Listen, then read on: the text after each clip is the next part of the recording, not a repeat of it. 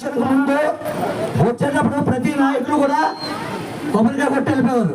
కానీ సార్ ఆ రోజు ఇచ్చిన మాట ప్రకారం 5-6 వీధుల్లో ఉన్న మురికాలని సీసీడీ రోడ్డు చేసి ఈ రోజు అప్పుడు మురికివాడుగా ఉన్న కాలువని ఈ రోజు ప్రతిపక్షం వల్లే ముగ్గులు పోటీ పెట్టుకునే విధంగా తీర్చిదిద్దుతారమ్మా.